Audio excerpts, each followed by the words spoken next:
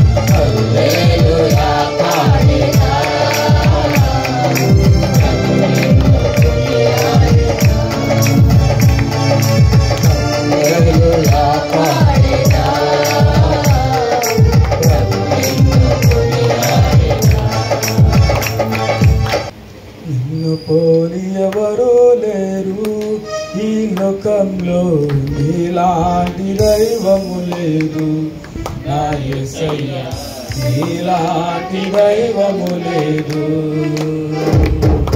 నిన్ను పోలి ఎవరో లేరు ఈ లోకంలో నీలాంటి దైవము లేదు నా యేసయ్య నీలాంటి దైవము లేదు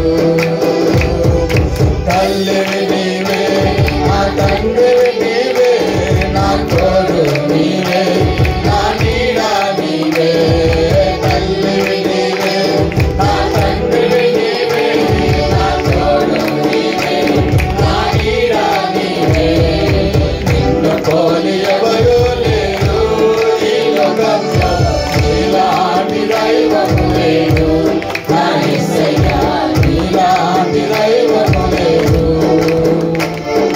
ఆకాశము ఎక్కిపోయినా అక్కడను నీవున్నావు ఆకాశము ఎక్కిపోయినా అక్కడను నీవున్నావు నేను పాతాళములు పట్టుకొనినను అక్కడను నీవున్నావు నేను పాతాళములు పట్టుకొనినను అక్కడను నీవున్నావు తల్లివి నీవే నా తండ్రివి నీవే నా తోడు నీవే నా నీడ నీవే తల్లివి నీవే నా తండ్రివి నీవే నా తోడు నీవే నా నీడ నీవే నిన్ను పోలి ఎవరు లేరు ఈ లోకంలో నీలాంటి దైవము లేదు నా యేసయ్య నీలాంటి దైవము లేదు పిండమునై నేనుండగా నీ కన్నులు నన్ను చూచెనే పిండమునై నేనుండగా నీ కన్నులు నన్ను చూచెనే నా తల్లి గర్భమందునుండగా నిర్మించిన వాడవు నీవే నా తల్లి గర్భమందునుండగా నిర్మించిన వాడవు నీవే తల్లివి నీవే నా తండ్రివి నీవే యేసువే తోడు నీవే నా నీడ నీవే తల్లివి నీవే నా తండ్రివి నీవే నా తోడు నీవే నా నీడ నీవే నిన్ను పోలి ఎవరు లేరు ఈ లోకంలో నీలాంటి దైవము లేరు నా యేసయ్య నీలాంటి దైవము లేరు నా జీవితాల ఆశలేనని నా బ్రతుకంతా భారమేనని నా జీవితాల ఆశలేనని నా బ్రతుకంతా భారమేనని నేను కుమిలి కుమిలి ఏడ్చుచుండగా నన్నెత్తుకొనియో దాచితివి నేను కుమిలి కుమిలి ఏడ్చుచుండగా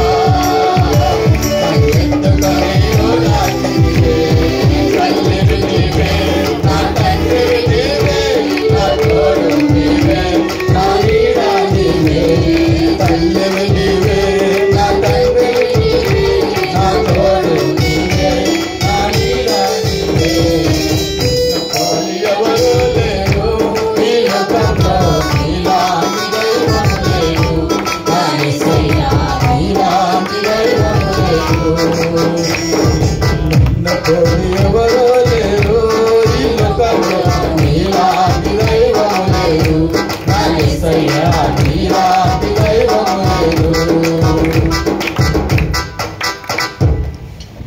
రాజా నీ సన్నిధిలో నేనుంటానయ్యా మనసారా ఆరాధిస్తూ బ్రతికేస్తానయ్యా రాజా నీ సన్నిధిలో నేనుంటానయ్యా మనసారా ఆరాధిస్తూ బ్రతికేస్తానయ్యా నేనుండాలేనయ్యా నే బ్రతుకాలేనయ్యా నేనుండాలేనయ్యా నే బ్రతుకాలేనయ్యా నీవే లేకుండా నేనుండాలేనయ్యా నీ తోడే లేకుండా నే బ్రతుకాలేనయ్యా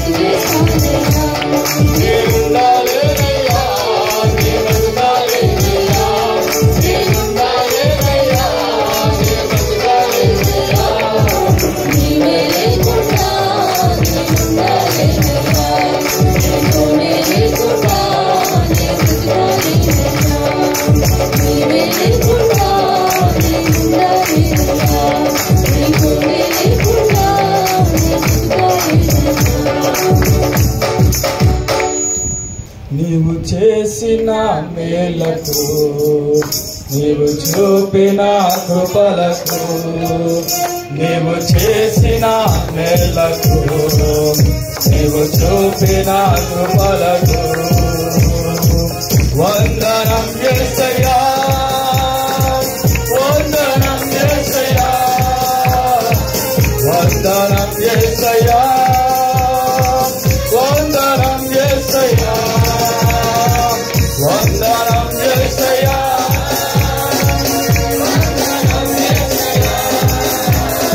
వందనం యేసయ్యా వందనం యేసయ్యా వందనం యేసయ్యా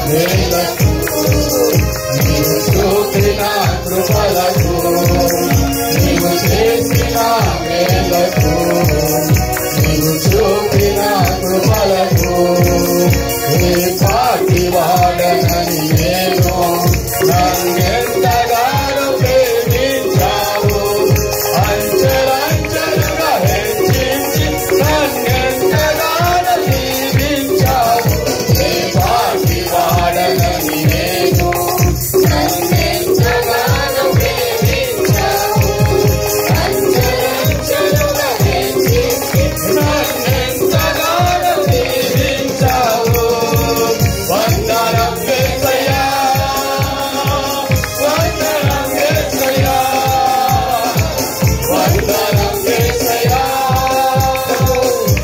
వందనం యేసయ్యా వందనం యేసయ్యా వందనం యేసయ్యా వందనం యేసయ్యా వందనం యేసయ్యా నీవు చేసిన మేలకు నీవు చూపిన కృపలకు నీవు చేసిన మేలకు నీవు చూపిన కృపలకు బలహీనుడనైన నేను నీవెంతగానో బలపరచావు ప్రతి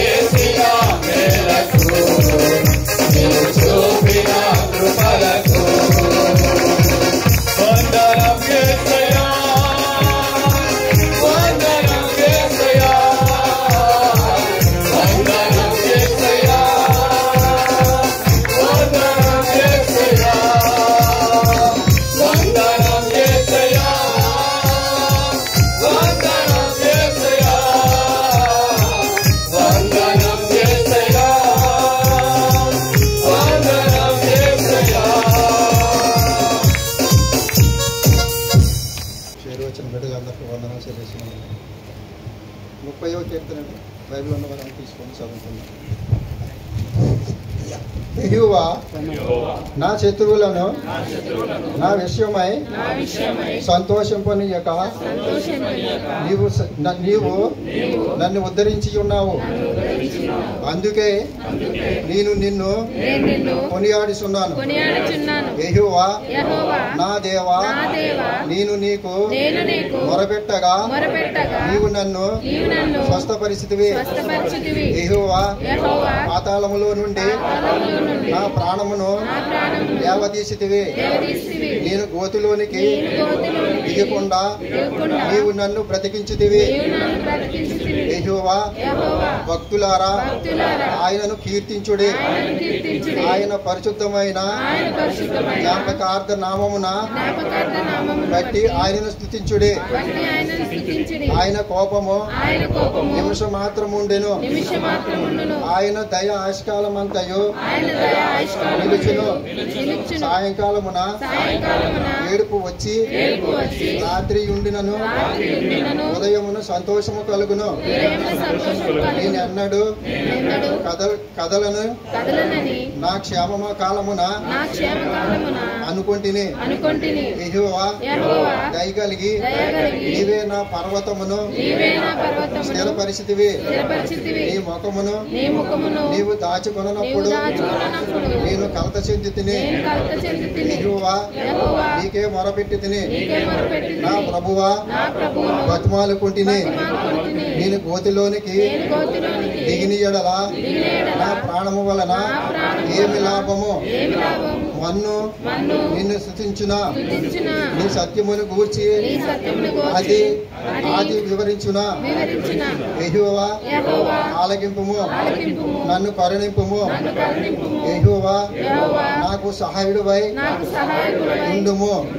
నా ప్రాణము మౌనముగా నుండగా నిన్ను కీర్తించినట్లు నా అంగలార్పును నీవు నాట్యముగా మార్చి ఉన్నావు. నీవు గోనుబట్ట విడిపించి సంతోష వస్త్రము నన్ను ధరింపజేసి ఉన్నావు. యెహోవా నా దేవా నిత్యము నేను నిన్ను స్తుతించెదను. చదవబడ్డ వాక్యాన్ని బట్టి దేవునికి మహిమ కలుగును గాక. ఆశ్చర్యకరుడా, ఆలోచనకర్త, నిత్యుడగు దేవ, సమాధానకర్త, అధిపతి అయిన దేవ, నీకే వేలాది స్తోత్రాలు చెల్లించుకున్నాను దేవ. ఈ దినాన దేవేశ ఎంతోమంది ఈ దినాన్ని చూడక నశించిపోతున్నారు దేవేశ. ఎంతోమంది ఎన్నో ఇబ్బందులు దేవేశ, అనేకమైన బాధలలో ఉన్నారు దేవేశ. అయినా కానీ దేవేశ నన్ను దేవేశ మా అందరినీ దేవేశ ఎంచుకొని దేవేశ నీ సన్నిధానం నిలబెట్టుకునే దేవా, నీకే వేలాది స్తోత్రాలు చెల్లించుకుంటున్నాను దేవేశ. వాళ్ళకన్నా గొప్పవారం కాదు దేవేశ, అయినా దేవ మమ్మల్ని నిలబెట్టుకున్న దేవ, నీకే వేలాది స్తోత్రాలు చెల్లించుకుంటున్నాను దేవేశ. అందరం 2 నిమిషాలు మౌనంగా ఉండి దేవుణ్ణి అందరం స్తుతించుతాం. అవును దేవ, ఎన్నో పాపాలు చేసిన దేవ, ఎక్కడో పడి ఉన్న మమ్మల్ని అందరినీ దేవేశ నిలబెట్టుకున్న దేవ, నీకే వేలాది స్తోత్రాలు చెల్లించుకున్న దేవేశ. పాపినైనా నన్ను దేవ రక్షించుకున్న దేవేశ, పెంట కుప్పలో ఉన్న దేవేశ అందరినీ దేవేశ నిలబెట్టుకున్న దేవ, నీకే వేలాది స్తోత్రాలు చెల్లించుకున్న దేశ. విగ్రహారాధన చేసే మమ్మల్ని దేవేశ నిన్ను ఆరాధించే బిడ్డలుగా చేసుకున్న దేవా, నీకే వేలాది స్తోత్రాలు చెల్లించుకుంటున్నాను దేవేశ. అవును దేవా, దేవా ఎన్ని చేసినా నీకు దేవేశ, ఎన్ని మేలు చేసినా నీకు దేవేశ, మేమేమి ఇచ్చినా మా రుణాన్ని తీర్చుకోలేము దేవేశ. దేవ అందరూ ఎవ్వరూ మౌనంగా ఉండకుండా ఇక్కడ కేవలం ఇక్కడ నిలబడ్డ వారు దేవుని ఆరాధించే వాళ్ళ కాకుండా అందరం నోరు తెలిసి దేవుని ఆరాధించాలిగా మనం చేస్తున్నాం. రాజాని భవనములో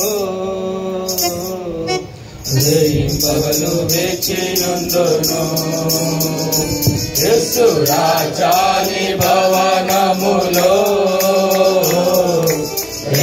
పగలు వేచినందును నిన్ను స్తుతించి ఆరాధించును.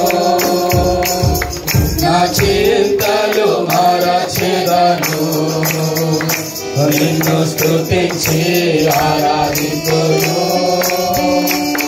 నా చింతలు మరచెదను యేసు రాజాని భవనములో పగలు వేచినందును యేసు రాజాని భవనములో పగలు వేచినందును. నా బలమా నా కోట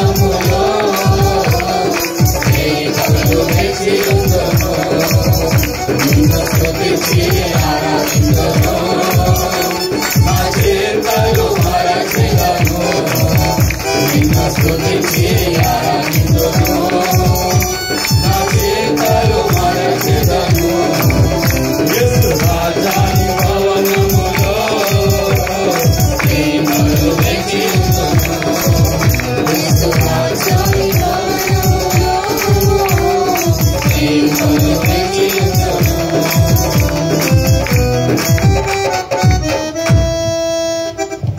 ప్రైజ్ ది లార్డ్. దేవుడు మన పట్ల చేసిన మేలులను తలంచుకుంటూ ఆయనకి కృతజ్ఞతాస్తుతులు చెల్లిస్తూ ఒక చిన్న పాట పాడుకుందాం.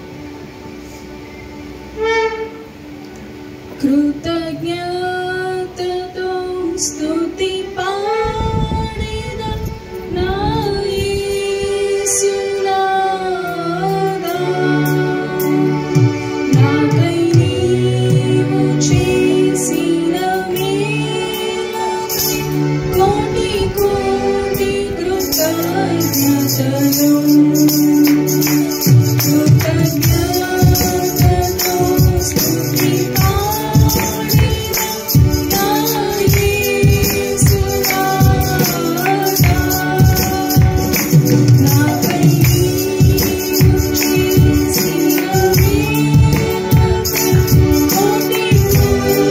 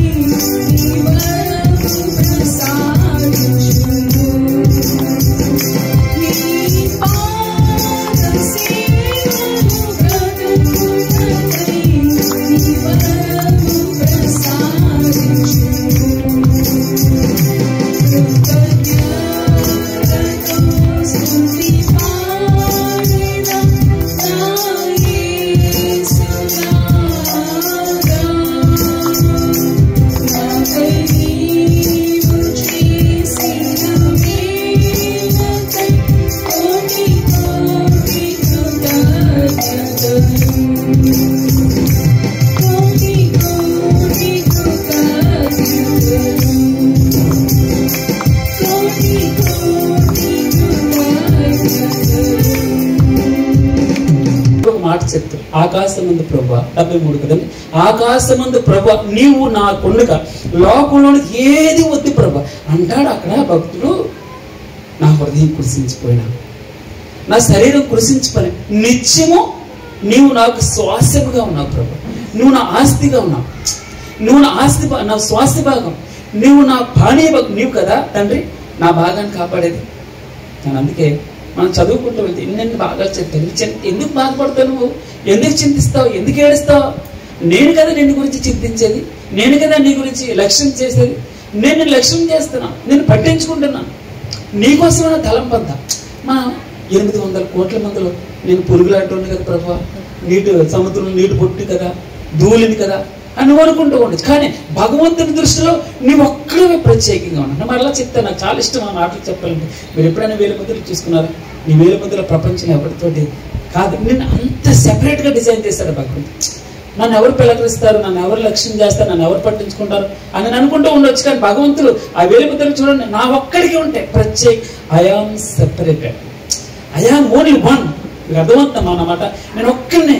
నేను అందంగా ఉండొచ్చు, నల్లగా ఉండొచ్చు, తెల్లగా ఉండొచ్చు, లేదా రకరకాలుగా ఉండొచ్చు, నేను ఇతరులకు నచ్చకపోవచ్చు. కానీ నేను నాకు బాగా ఇష్టమే భగవంతుడు తన రూపాన్ని నన్ను చేసుకున్నాడు. మీరు కూడా అలాగే అనుకోవాలి. మీరు ఇతరులు మనల్ని ఏమనుకున్నా పర్వాలేదు, కానీ మనం ప్రభువా నేను సెపరేట్, నేను స్పెషల్గా నన్ను చేసుకున్నాను. మీరు వీళ్ళ బద్దలు చూడండి, ఈ ఐరిస్ చూడండి, ఈ కళ్ళు నీకు ఉన్నప్పుడు ప్రపంచం ఎవరెవరికి ఉండదు, ఈ చెవులు కూడా నీకు ఉండదు. సెపరేట్గా భగవంతుని నేను చేస్తాను. మీకు తెలుసా ఎంత అద్భుతమైనటువంటి మనం ఆయన ప్రణాళికలో ఉన్నాం. అందుకని ప్రణాళికలను అర్థం చేసుకుంటే నిజంగా ప్రభువా నా శత్రువులందరినీ నేను ఏమన్నాడమ్మా, నా శత్రువులు నా విషయమే సంతోషింపనియట్లేదు. అవును, నా బాధ ఉంది, కష్టం ఉంది అన్నాడు. సమస్తమును నష్టపరుచుకుని ఏమన్నాడు మా పుస్తకం పౌలు గారు, సమస్తమును నష్టపరుచుకుని నేను టెంట్తో సమానంగా ఎంచుకున్నాను. ఎందుకో తెలుసా, నువ్వు నాకు అంత బలంగా కనబడుతున్నావు ప్రభు, అంత గొప్పగా, నువ్వు తప్ప నాకు అది ఏది దాని దుర్భేదంగా కనపడలేదు. నువ్వు ఒక్కడు నాకు స్పెషల్గా కనబడుతున్నావు. అందుకే నువ్వు 10,000 మంది పురుషులు ఏమన్నాడు, 10,000 మందిలో నువ్వు ప్రత్యేకమైనటువంటి సెపరేట్, నువ్వు స్పెషల్గా కనబడుతున్నావు ప్రభా. నీ గుర్తింపు కలిగి నేను ఐడెంటిఫై చేస్తాను. భగవంతుని మీద ఇష్టం ఉన్నప్పుడు భగవంతుని నీ మీద అంత ఇష్టపడతాడు. భగవంతుని మనం ఎంత ఇష్టపడితే నిన్ను అంత ఇష్టపడతాడు. అప్పుడు నీ నోట ఆయన కొనియాడడం అనే మాట వస్తుంది. అందుకే అన్నాడు చూడు, యెహోవా నా శత్రువులను నా విషయమై సంతోషింపనీయక నీవు నన్ను ఉద్ధరించి నావు ప్రభా. ఉద్ధరించడం అంటే ఏంటండి? ఉద్ధరించడం అంటే మనం ఇప్పుడే చదువుకున్నాం, తను ఎందరూ అంగీకరించిద్దరు. మనం ఆయన విశ్వసించాం, ఆయన అంగీకరించాం. ఇప్పుడు ఆయన పిల్లలు, దేవుని పిల్లలు అగుటకు ఆయన అధికారం గ్రహించాడు. అంత గొప్ప మాట. మనం ఏం చేస్తాం? ఆయన చెప్పింది విన్నాం. మరియమ్మ గారు ఏముంటుంది, ఆయన చెప్పింది చేయండి చాలు. ఆయన చెప్పింది చేస్తే ఏమయ్యాం? స్నేహితులం అయిపోతున్నాం, ఆయన ఫ్రెండ్స్ అవుతున్నాం, ఆయన శిష్యులుగా మారుతున్నాం. ఆయనకి రాజులని యాజక సమూహం, ఆయన హక్కుదారులు అన్నమాట. దేనికి? జీవ వృక్షములకు హక్కుదారులు. ఆ రాజ్యానికి పట్ట మనకి భగవంతుడు రాసిచ్చాడు. అవును ప్రభా, అన్ని విడిచిపెట్టి వచ్చేసాను. నాకేం దొరుకుతుంది ప్రభు అంటే, ప్రపంచ పునరుచ్చారణ మందు నేను అక్కడ కూర్చుంటాను. 12 సింహాసనం మీరు కూడా కూర్చుంటారు. అది మీరు తీరుస్తారు ఇశ్రాయేలుకి అన్నాడు భగవంతుడు. ఎంత ఆధిక్యత భగవంతుడు. పక్కన కూర్చోవచ్చు, కుడిపార్సని కూర్చోవచ్చు. తలుపు దాన్ని తడుతున్నాను, ఎవడైనా తలుపు తీస్తే నిజంగా నన్ను యాక్సెప్ట్ చేస్తే, అంగీకరిస్తే అతనితో నేను కలిసి భోజనం చేస్తాను. నా పక్కన కూర్చుంటాడు. ఎక్కడ? కుడిపార్సని కూర్చుంటాడు. ఇష్టం, ఆయన మీద ఇష్టం ఉన్నప్పుడు మనల్ని కుడిపార్సని ఆయన హత్తుకుంటాడట. అందుకే యెహోవా నా శత్రువులను నా విషయమే సంతోషింపనీయక నువ్వు నన్ను ఉద్ధరించి నా ప్రభు. అందుకే నేను నిన్ను ఎందుకు కారణం కావాలి మనకి, కారణం వెతకాలి. ఆ కారణంగా మనం ఎవరిని స్థుతులు చెల్లించాలి. కారణం లేకుండా ఎవరైనా చేస్తే ఏమవుతుంది? ఓ లేదు నా నుంచి ఆశిస్తున్నాడు అని చెప్పేసాను. మన భగవంతుని మనం కొనియాడితే ఆయన్ని స్థుతించిన కారణం ఉండాలి. ఏ కారణాన్ని బట్టి నువ్వు ఆయన్ని స్థుతిస్తున్నావు, ఏ కారణాన్ని బట్టి ఆయన పొగుడుతున్నావు, ఏ కారణాన్ని బట్టి పాడపడుతున్నావు, ఏ కారణాన్ని బట్టి ఆయన వైపు 2 చేతులు ఎత్తుతున్నావు. ఆయన అన్నాడు, యెహోవా నా శత్రువులను నా విషయమే సంతోషింపనీయక నువ్వు నన్ను ఉద్ధరించినావు ప్రభా. అందుకే నేను కొనియాడుచున్నాను. యెహోవా నా దేవా, నేను నీకు మొరపెట్టుగా నీవు నన్ను స్వస్థపరిచితివి. ఆయన నేను నీకు మొరపెడితే నాకేమిచ్చావు ప్రభా? స్వస్థత ఇచ్చావు. అందుకే భగవంతుడు ఈ మాట మీరు చూడండి, నమ్మినట్లయితే ఏమన్నాడు? నమ్మితే దేవుని మహిమ చూస్తాం. ప్రభా నేను కూడా అంటాను, ప్రభా ఆవగింజంటే అవిశ్వాసం లేకుండా పూర్తిగా నీ పట్ల విశ్వాసం ఉండాలి తండ్రి. నీ పట్ల నాకు నేర్పించు, నాకు బలపరచు తండ్రి. నాకు ఏమొద్దు, ఏం కావాలి? నీ మీద విశ్వాసాన్ని తండ్రి, నమ్మకాన్ని ప్రభా, నమ్మకాన్ని ప్రభా. యెహోవా నేను నీకు మొరపెట్టగా ప్రార్థన చేయగా నీవు నన్ను స్వస్థపరిచితివి, బాగు చేసావు, అందుకు నిన్ను కొనియాడుతున్నాను. నేను గోతిలోనికి దిగకుండా నువ్వు నన్ను బ్రతికించావు. నువ్వు లేకపోతే, నువ్వు నన్ను అడ్డగించకపోతే, అందుకే పరిశుద్ధాత్మ దేవుడు నీ దగ్గరికి వచ్చినప్పుడు ఏం చేస్తాడు? ఒప్పింపచేస్తాడు, సాక్ష్యం ఇస్తాడు, నేను గద్దిస్తాడు, నేను సరైన మార్గంలో నడిపిస్తాడు. ఆత్మను ఆరిపోద్దు అన్నాడు, ఒట్టడిగా అన్నాడా? ఆత్మ ఎప్పుడు ఆరిపోతుంది? నువ్వు ప్రార్థన చేయడం మానేస్తే ఆరిపోతుంది. కుటుంబ ప్రార్థన లేనప్పుడు నువ్వు సచివుడితో సమానం అవుతావు. మన కుటుంబాల్లో ప్రార్థన అనే మాట, వాక్యం, పాట, భగవంతుని తలంపులు నువ్వు లేకపోతే మనం ఆయన 24 గంటల టీవీ పెట్టుకుని ఏముంటుంది ఇక్కడ మనకు చెప్పండి. భగవంతుని ఈ రోజున అంటారు కదా, యెహోవా పాతాళములో నుండి నా ప్రాణమును లేవదీసావు, నేను గోతిలోనికి దిక్కున నువ్వు నన్ను బ్రతికించావు. యెహోవా భక్తులారా ఆయనని కీర్తించుడి, ఆయన పరిశుద్ధమైన జ్ఞాపకార్థ నామమును బట్టి ఆయనని స్తుతించుడి. ఆయన కోపము నిమిషం మాత్రం ఉంటుందట, ఆయన కోపం నిమిషం మాత్రం ఉంటుందట, ఆయన కోపము నిమిషం మాత్రం ఉండను, ఆయన దయ ఆయుష్కాలంతా నిలుస్తుంది అంటండి. చిన్నగా కొట్టరండి, అమ్మ నాన్న కొట్టరు మళ్ళీ ఎన్నిసార్లు తప్పలు. ఈ రోజు లేవో ఎక్కడ కొడతాను వాళ్ళే అయ్యే మమ్మల్ని పెద్ద ఎదిగినా కూడా మా నాన్న కర్ర వేసుకుని వచ్చేవాడు. అంటే దాని అర్థం ఏంటో తెలుసా? భగవంతుడు నిమిషం అప్పుడే మళ్ళీ 10 రూపాయలు 5 రూపాయలు ఎంత, అంటే అంత బిడ్డల పట్ల ఎంత తల్లిదండ్రులు ఏ విధంగా ఉంటారో భగవంతుడుగా నిన్ను చూడు, ఎంత గొప్ప రిలేషన్. మనం ఆయన గురించి అలాగే ఆలోచించాలి. ప్రభు ఈ రోజు కొంచెం కష్టం వచ్చింది, జ్వరం వచ్చింది, ఈ రోజు బాధ వచ్చింది, ఎవరికి లేని సమస్య వచ్చింది, పర్వాలేదు, నువ్వు నన్ను వదిలిపెట్టే, ఇది మన విశ్వాసం. అవును ప్రభు అన్నాడు, నా హృదయం కృషించిపోవచ్చు, నా శరీరం కృషించు, అయినా కూడా నేను వదిలిపెట్టను ప్రభు. నాకు నమ్మకం, ఎందుకంటే ప్రభు అట్టి నమ్మకాన్ని ఇంకా బలపరుచుతాను. నేను ఇంకా గట్టిగా నేను నమ్మాలి, విశ్వసించాలి నీ పట్ల. ఒకవేళ 7వ వచనం, ఒకవేళ ప్రభువా నీ ముఖం దాచుకుంటే నేను కలత చెందుతాను ప్రభు. నువ్వు ముఖం తిప్పేసుకుంటే, నువ్వు ఆన్సర్ చేయకపోతే ఎవరు ఆన్సర్ చేస్తారు? అందుకే ప్రార్థన చేస్తారు, నువ్వు ఇవ్వకపోతే ఎవరు ఇస్తారు? నాకు నువ్వే ఇవ్వాలి, నువ్వే చూడాలి. నువ్వు చూడకపోతే ఎవరు చూస్తారు? నువ్వు పట్టించుకోకపోతే ఎవరు పట్టించుకుంటారు? నీ దగ్గర ఆడకపోతే నేను ఎవరి దగ్గర ఆడను? నీ దగ్గర కేకలు వేయకపోతే ఎవరి దగ్గర కేకలేను? మనుషులు హేళన చేస్తారు, అయిపోయింది పడేయంట. కానీ ప్రభు నిమిషం మాత్రం నువ్వు కోపపడు. ఆయుష్కాలం నేను చచ్చిపోయేంత వరకు నా పట్ల ప్రేమ ఉంటుంది.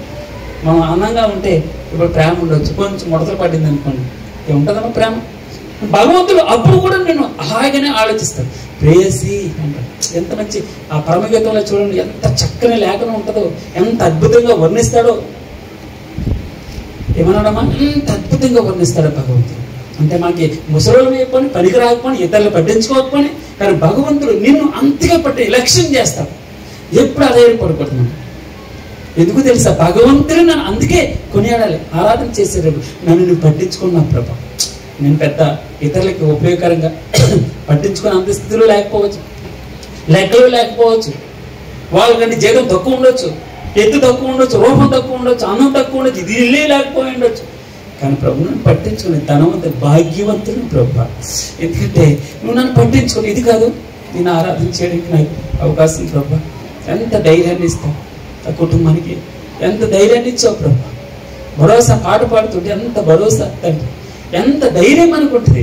ఆవిడ సమస్యలన్నీ చుట్టుముట్టుకుపోయి, చుట్టూ సమస్యలు, శత్రువుల విషయమే నువ్వు నన్ను వారిని అసలు ఏమన్నాడమ్మా? నా శత్రువుల విషయమే సంతోషపడేద్దు, వారికి అసలు అవకాశం ఇవ్వదు ప్రభు. నాకు తెలుసు నువ్వు నన్ను వదిలిపెట్టేది పర్వాలేదు, వారు హేళన చేయండి, వారు చిన్నచూపుచూని నన్ను, అయినా పర్వాలేదు, నన్ను పట్టించుకుంటున్నావు. నీ ముఖమును నువ్వు దాచుకున్నప్పుడు నేను కలత చెందాను ప్రభు. కీర్తన 104వ కీర్తన 29వ వచనంలో ఒక మాట ఉంటుంది, ప్రభు నువ్వు ముఖం మరుగు చేసుకుంటే నీ కలత చెందుతాను ప్రభు. 8వ వచనంలో అంటాడు, యెహోవా నీకే మొరపెట్టి తిని నా ప్రభువును నేనే నిన్ను బతిమలాడుకున్నాను ప్రభు. నిన్ను బతిమలాడుకోకపోతే ఎవరిని బతిమలాడను, ఎవరిని అడగను, నీకు ప్రార్థన చేయకపోతే ఎవరికి ప్రార్థన చేయను? అమ్మాయిలారా వచ్చాను, నిన్ను బ్రతుకులాడకపోతే ఎవరిని బ్రతుకులాడను ప్రభు. నీకు ప్రార్థన చేసి నీ దగ్గర ఆడకపోతే ఎవరి దగ్గర ముఖం చేయి చాపను. నా ముఖం చల్లట్లేదు అంటారు కదా, చల్లదు కూడా ఒక్కొక్కసారి, చేయి చాపుతున్న ముఖం చల్లదు. కానీ భగవంతుడు అంటాడు కదా, ఆయన దగ్గర మనం బ్రతుకులాడుకోవచ్చు, మనకు అవకాశం ఉంది. ఎప్పుడు ఏ సమయమైనా ఏదైనా ఓపెన్గా అడగవచ్చు మనం మన వ్యక్తిగత ప్రార్థన ఆరాధనలో. అన్నాడు 4:4 చూడమ్మా, ఫిలిప్పి 4:4 ఎల్లప్పుడూ ప్రభువునందు ఆనందించుడి, మరలా చెప్పుదును ఆనందించుడి, మీ సహనము సకల జనులకు తెలియబడినీయుడి, ప్రభు సమీపంగా ఉన్నాడు, దేనిని గురించి చింతించదు. ఏమన్నాడమ్మా, దేనిని గురించి చింతపడుకుడు కానీ ప్రతి విషయంలోనూ ప్రార్థన, 2 విజ్ఞాపన. ప్రార్థన విజ్ఞాపన, ప్రార్థన విజ్ఞాపనకి సమయం అక్కర్లేదు. నేను చెప్పి మీరు బండి మీద వెళ్తున్నప్పుడు కూడా ప్రార్థన చేయొచ్చు, మీరు బస్సులో కూర్చున్నప్పుడు కూడా ప్రార్థన చేయొచ్చు, ఇంట్లో కూర్చున్నప్పుడు కూడా మనం మూలవచ్చు, ప్రార్థన చేయొచ్చు. ఆయన అడగవచ్చు, మనసులో అనుకోవచ్చు, ఏంటి ప్రభువా నా సిచ్యువేషన్, ఏంటి ప్రభువా ఇలా వదిలేస్తున్నాను. మనం ఆయన ఓపెన్గా అడగొచ్చింది. ఆయన వినే దేవుడు, ఆయన చెవులు మన్నం కాలేదు, ఆయన హస్తం కొరచు కాలేదు. ఆయన ఇచ్చే దేవుడు, వినే దేవుడు, మళ్ళీ పట్టించుకునే దేవుడు, మన లక్ష్యం చేస్తాడు రాయబడి ఉంటుంది. ఆయన నిన్ను లక్ష్యం పట్టించుకుంటున్నాడని రాయబడి ఉంది. అక్కడే మనం పేతురు రాసిన పత్రికలో మనం చూస్తాం. ఏమన్నాడమ్మా, దేనిని గురించి చింతింపబడి కానీ ప్రతి విషయంలో ప్రార్థన విజ్ఞాపనంగా కృతజ్ఞతాపూర్వకంగా మీ విన్నపాలు దేవునికి చెల్లించాలి. 5:6 అంటాడు, 1 పేతురు 5:6 దేవుడు తగిన సమయమందు మిమ్మల్ని హెచ్చించినట్లు ఆయన బలిష్టమైన చేతి క్రింద దేని మనస్కులు ఇనుడి, ఆయన మిమ్మల్ని గురించి చింతించుచున్నాడు. కింద ఫుట్ నోట్లో ఉంది, ఏమన్నదమ్మా, లక్ష్యము చేయుచున్నాడు, మీ గురించి పట్టించు, మీ గురించి ఆలోచన చేస్తాను. మీరు ఆలోచన చేస్తారమ్మా, భగవంతుడు నా గురించి ఆలోచన చేస్తున్నాడా? లేదే, నేను అనుకోవట్లేదే. భగవంతుడే నా గురించి ఆలోచన చేస్తే నాకెందుకు ఈ శ్రమలన్నీ, నాకెందుకు అన్నారు, నేనెందుకు ఇన్ని పిల్లలు మింగాలి, నేనెందుకు ఇంత వడ్డీ కట్టాలి, నేనెందుకు ఇన్ని నిందలు పడాలి, నేనెందుకు నా కుటుంబం ఎందుకు మంచి జరగట్లేదు, ఎన్ని సంవత్సరాల నుంచి పెట్టి నువ్వు నన్ను పట్టించుకుంటే, నువ్వు నన్ను లక్ష్యం చేసుకుంటే ఎందుకు ఈ కార్యం జరగదు, నీకు అసాధ్యమైనది ఏదైనా లేదన్నారే, నాకు అసాధ్యమైనది ఏదైనా కలవా అని ఇర్మియా గ్రంథం 17 వచ్చాము 26 వచనంలో ఆయన మాట్లాడుతున్నాడే. మరి ఇదేంటి అంటే భగవంతుడు నమ్మండి, నమ్మితే దేవుని మహిమను చూస్తావు, నమ్మితే దేవుని మహిమను చూస్తావు. ఆయన నిన్ను గూర్చి లక్ష్యము చేయొచ్చు. ఇప్పుడు కొనియాడదాం ఆయన, అవును ప్రభు వేస్తున్నా, మంచి ఇస్తాడు, బెస్ట్ ఇస్తాడు. నువ్వు ఊహించు, నీకు అర్థం కాదు, అంతగా అద్భుతంగా. నేను ఒక్కొక్కసారి వెళుతూ ఆలోచన చేస్తే మన జీవితంలో మనకు బెస్ట్ ఇస్తాడు. ఈ టెంట్ ఎలాగా ఉండొచ్చు, మనకి ఇక్కడ పడిపోయింది, చిరాకుగా ఉంది, నాకు ఆయాసం, బెస్ట్ ఇస్తావు ప్రభా, బెస్ట్ ఇస్తావు, నువ్వు మంచిది ఇస్తావు, ఊహించింది ఇస్తావు. నాకు నీ మీద నమ్మకం ఉంది, నేను బతుకులాడుకుంటున్నాను. అవును ప్రభా, కొన్ని సిచ్యువేషన్స్ అటు ఇటు ఉండొచ్చు. ఏది జరిగినా ఏదైనా కూడా మనకి మంచి జరగడానికి కొద్దిగా కొంచెం కష్టపడుతుంది ఈ రోజున ఇష్టం. కానీ అది ఊహించి అరే ఇట్లా ఎట్లా జరిగిందండి అని ఇతరులు ఆశ్చర్యపడేంతగా అద్భుతం చేస్తారు భగవంతుడు. ఆయన పట్టించుకుంటే అది తిరిగేలేదు. ఆయన లక్ష్యం చేస్తే భగవంతుడు చిన్నగా ఉండొచ్చు, మనం చిన్న గుంపు ఉండొచ్చు, అయినా పర్వాలేదు. భగవంతుడు పెద్ద దేవుడు మనకి, ఆయన పెద్ద హస్తం, ఆయన మంచి మనసు, పెద్ద మనసు ఆయన అందుకే అడుగు ప్రతి వాని ధారాళంగా దయచేస్తుంది. అసలు వద్దు ప్రభు అంటమ్మా, ఇంక చాలే ప్రభు అన్నంతగా నేను దీవిస్తాడు, నేను ఆశీర్వదిస్తాడు, నీ కుటుంబంలో సంతోషాన్ని ఇస్తాడు. భగవంతుడు అన్నాడు, తగిన సమయమందు మిమ్మల్ని హెచ్చించినట్లు ఆయన బలిష్టమైన చేతి క్రింద దేని మనసుకు లేదు, ఆయన మిమ్మల్ని గురించి చింతించుచున్నాడు. గనుక మీ చింత యావత్తు ఆయన మీద వేయండి. 34వ కీర్తన 6వ వచనం అన్నాడు, ఈ దీనుడు మొరపెట్టగా యెహోవా ఆలకిస్తున్నాడు, అతని శ్రమలన్నింటిలోనూ అతను రక్షించాడు. దిస్ పర్సన్ ఏమన్నాడు, this poor man cried and the lord healed him and saved him out of all his troubles. ఎంత మంచి మాట. అన్ని సమస్యల నుంచి, అన్ని బాధల నుంచి, కష్టాల నుంచి, ఇరికల నుంచి అన్నిటిని తేలికైపోతాడు. మనం నాంగలార్పును 11వ వచనం ఇక్కడ చదువుతున్నాం. నాంగలార్పుని నువ్వు నాట్యంగా మార్చావు ప్రభు, నా ఏడుపుని, నా దుఃఖాన్ని నేను గొంతులేస్తున్నాను ప్రభు. పక్కన మూలన కూర్చున్నాను, నా ఏడుపుని నువ్వేం చేస్తావు, అంగలార్పుని నా నాట్యంగా మార్చేశావు, ఏడుపుని కదండి అన్నాడు. 31వ అధ్యాయం 3వ వచనం ఇర్మియా గ్రంథంలో, శాశ్వతమైన ప్రేమతో నేను ప్రేమించున్నాను గనుక విడువకి నీ ఎడల కృప చూపించున్నాను. ఎలా అండి, శాశ్వతమైన ప్రేమతో నేను నిన్ను ప్రేమించుచున్నాను గనుక విడువకి నీ ఎడల కృప చూపించున్నాను. యెషయా గ్రంథం 25వ అధ్యాయం 8వ వచనంలో ప్రభువైన యెహోవా ప్రతివాని ముఖం మీద ప్రతివాని ముఖం మీద కళ్ళల్లో ఉన్న ఏడుపును తుడిచేస్తాడట, బాష్ప బిందువులన్నిటిని తుడిచేస్తాడట. మనం ఈ పక్కన ఉన్న 113వ కీర్తన 7వ వచనంలో అనేక సార్లు చదువున్న రిఫరెన్స్. ప్రధానులతోనూ తన ప్రజల ప్రధానులతో వారిని కూర్చుండబెట్టుటకి ఆయన నేల నుండి దరిద్రులను లేవనెత్తారట. నేల నుండి దరిద్రులను లేవనెత్తారు. పెంట కుప్పల మీద నుండి బేదలను లేవనెత్తువాడు. ఆయన సంతులైన దాన్ని ఇల్లాలుగాను కుమారుల సంతోషంగా తల్లిగా చేస్తాడు. యెహోవాను స్తుతించి మీరు అర్థం చేసుకోండి. కొనియాడటం, ఆయన కొనియాడడం, ఆయన్ని మనస్ఫూర్తిగా మీకు హృదయంలో నుంచి వచ్చి ఒక్క దాన్ని ఏమంటారు కళ్ళల్లో నుంచి చిన్ని కన్నీటి పొట్టు ఎంత గొప్ప ఆరాధన ఇస్తుందో తెలుసండి. అంతగా కొద్ది ఎన్నో మన జీవితంలో ఎన్ని మేళ్ళు అనుభవించాము కాదా? మీరు ఆలోచన చేయండి, కూర్చొని ఎప్పుడు తెల్లగాగితం పెట్టుకోండి. ఇక్కడ తెల్లగాగితం పెట్టండి. మీకున్న ఏ నష్టాలు జరిగినాయి, మీకు ఏ మేలు జరిగిందో చూడండి. మిమ్మల్ని ఎప్పుడు దేవుడు మర్చిపోలేదండి. కాదు మన మూర్ఖత్వం బట్టే మనం భగవంతుని తిరుగుబాటు చేయడమే. ఈ రోజున ఆయన అంటాడు తన పరిశుద్ధాలయమందుండి దేవుడు 68వ కీర్తన 5వ వచనం తన పరిశుద్ధాలయమందుండి దేవుడు తండ్రి లేని వారికి తండ్రి విధవరాండ్రకు న్యాయకర్తని అన్నాడు. దేవుడు ఏకాంగులను సంసారులుగా చేవాడు. ఆయన బంధింపబడిన వారిని విడిపించి వారిని ఏ సమస్య అయినా కానండి, ఏ సమస్య అంటే అది అనారోగ్యమైన సమస్య అవ్వచ్చు, ఆర్థికమైన ఇబ్బంది అవ్వచ్చు, లేదా ఇంట్లో అసమాధానం అవ్వచ్చు, భార్యాభర్తల మధ్య గొడవ అవ్వచ్చు, లేదా పక్కింటి వారి నీకున్న గొడవ అవ్వచ్చు. ఏదైనా కూడా ఆయన అన్నాడు బంధింపబడిన వారిని విడిపించి వారిని వర్ధిల్ల చేయవాడు. యెహోవా నా శత్రువులు నా విషయమే సంతోషింపడేక నీవు నన్ను ప్రభువా ఉద్ధరించావు తండ్రి, ఉద్ధరించావు. ముగిస్తాడు 145వ కీర్తన 2వ వచనంలో అంటాడు రాజు అయిన నా దేవా నిన్ను గణపరిచేదను, నీ నామము నిత్యము సన్నతిస్తాను ప్రభు. ఎప్పుడు ఎల్లప్పుడు నీకు స్తుతులు చెల్లిస్తూ అనుదినము నేను నిన్ను స్తుతించదు, నిత్యము నీ నామమును స్తుతించదు. మన నోట స్తుతి ఉంటే మన ఇంట్లో అద్భుతం జరుగుతుంది. మన నోట స్తుతి ఉండాలి. మన నోట ఆయన కొనియాడుతూ ఉండాలి, ఆయన గణపరుస్తూ ఉండాలి. మాటలు ఎవరు ఏమనుకున్నా పర్వాలేదు. ప్రభువా నీకు స్తుతులు తండ్రి, నీకు స్తోత్రం స్తోత్రం స్తోత్రం స్తోత్రం స్తోత్రం స్తోత్రం స్తోత్రం అంటే శాతానందగా దురాత్మ శక్తులు కదిలింపు పడతాయి, పారిపోతాయి. అన్నాడు యెహోవాను స్తుతించుడి, నా ప్రాణమా యెహోవాను స్తుతింపుము. నా 146వ కీర్తన 1వ వచనంలో మాట ఉంటుంది నా జీవిత కాలం అంతా నేను యెహోవాను స్తుతించేదను, నేను బ్రతుకు కాలం అంతా ఎప్పుడు మర్చిపోతాను. ఈ పురుగులు అంటూని అన్నాడు ఏం చేసామండి, తను అంగీకరించాం, విశ్వసించాం, ఆయన పిల్లలమైపోయాం. అర్థమవుతామా? స్తోత్రం చెల్లిందాం. హల్లెలూయా, గట్టిగా హల్లెలూయా, హల్లెలూయా. మనం ఆయన పిల్లలం. దేవుని అమ్మ పిల్లల బయటకు వెళ్తూ రే బాబు బయటకు వెళ్తూ.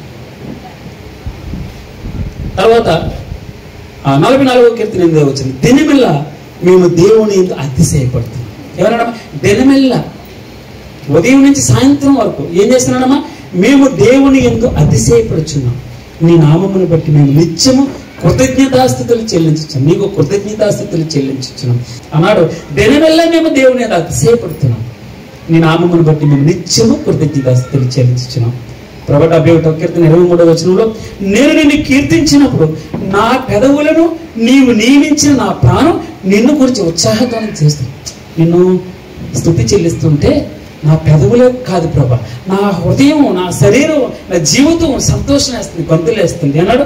నేను నిన్ను కీర్తించినప్పుడు నా పెదవులను నీవు నియమించిన నా ప్రాణం నిన్ను గూర్చి ఉత్సాహత్వం చేస్తుంది. కాగా నా నాలుక 24వ వచనంలో చూడండి, కాగా నా నాలుక నీ దినమెల్లా నీ నీతిని గురించి వర్ణించను. ఏమన్నాడమ్మా?